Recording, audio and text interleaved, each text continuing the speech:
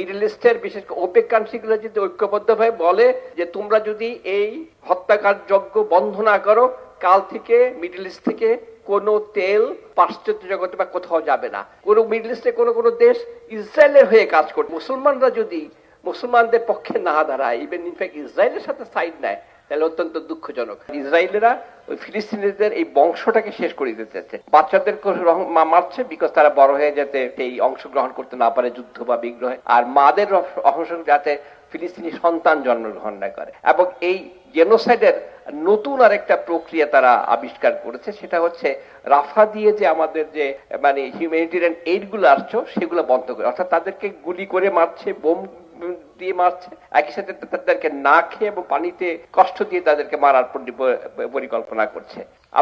তবে আমি পূর্ববর্তী বক্তাদের সাথে সম্পূর্ণভাবে একমত, এবং বিশেষ করে আমি বলতে চাই যে you have to meet fire with fire. যে ভাষা বুঝে সেই ভাষায় কথা বল। আমি এই মানববন্ধন বা এই প্রতিবাদ সভার সাথে সম্পূর্ণ একাত্মতা প্রকাশ করছি, আবার সারা বিশ্বময় এটা হচ্ছে। অতএব বিশ্ববাসী একটা মেসেজ তো অন্ততপক্ষে দিচ্ছে যে তোমরা যেটা করছো এটাকে আমরা ঘৃণা করি, প্রতিবাদ জানাই। তবে এটা এর বিয়ন্ডে যাচ্ছে না। আন্তর্জাতিক কোর্টে কিন্তু নেতানিয়াহুর এগেইনস্টে অ্যারেস্ট ওয়ারেন্টও করেছে, কিন্তু ওকে অ্যারেস্ট করার ব্যবস্থা করতে পারলে ভালো হতো। তবে সবচেয়ে বড় কথা, the only solution is that you have to meet fire with fire. এই যে মিডল ইস্টের যে রাষ্ট্রগুলোর কথা বলা হলো, তাদেরকে কিন্তু আল্লাহ অত্যন্ত অনেক ধন সম্পদ দিয়েছে। তার ইচ্ছা করলে ঐক্যবদ্ধভাবে ইসরায়েলকে মুহূর্তের মধ্যে করে শেষ করে দিতে পারে, কিন্তু তারা করছে না। তারা এই পশ্চিমা সভ্যতা, এই মুসলিম রাষ্ট্রগুলোর মধ্যে বিভাজন তৈরি করে এই ছোট্ট একটা ইসরায়েলকে দিয়ে এই সারা মিডল ইস্ট সহ সারা পৃথিবীতে অশান্তি সৃষ্টি করছে। এবং যেটা যথার্থই বলা হয়েছে যে ইসরায়েল হচ্ছে মিডল ইস্টের বিষ ফোড়া।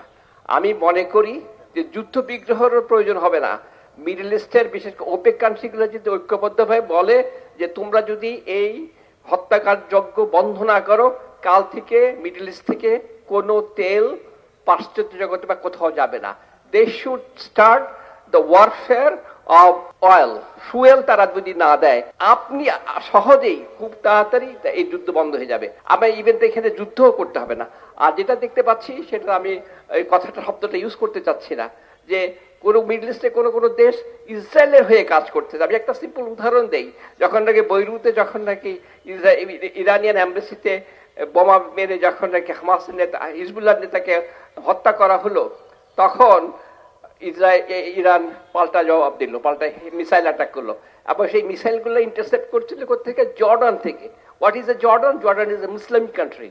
অতএব মুসলমানরা যদি মুসলমানদের পক্ষে না দাঁড়ায়, ইভেন ইনফ্যাক্ট ইসরায়েলের সাথে সাইড নেয়, তাহলে অত্যন্ত দুঃখজনক। আজকে এখান থেকে আমরা যেটা বলতে চাই যে আমরা এই হত্যাযজ্ঞের, জেনোসাইডের তীব্র প্রতিবাদ জানাচ্ছি, নিন্দা জানাচ্ছি, এবং অচিরে নেতানিয়াহুকে স্টপ করা হোক, তাকে অ্যারেস্টের মাধ্যমে এই হত্যাযজ্ঞ বন্ধ। আর 2 নম্বর কথা হচ্ছে, আই উইল আর্জ আপন all the middle east countries, মধ্য প্রাচ্যের প্রত্যেকটা রাষ্ট্রকে আমি অনুরোধ করব যে আপনারা ঐক্যবদ্ধ হন, ঐক্যবদ্ধ হয়ে আপনারা ফিলিস্তিনের পাশে দাঁড়ান, প্রয়োজন হলে পরে ইসরায়েলের বিরুদ্ধে সম্মিলিতভাবে যুদ্ধ ঘোষণা করেন। এবং আমি একই সাথে আরো ধন্যবাদ জানাতে চাচ্ছি ইরান সরকারকে। ইরান যদিও ডাইরেক্টলি যুদ্ধ করছে না, কিন্তু তারা প্রক্সি ওয়ারের মাধ্যমে হামাস হিজবুল্লাহকে হেল্প করার মাধ্যমে কিছুটা রেজিস্ট্যান্স তারা সেখানে তৈরি করেছে।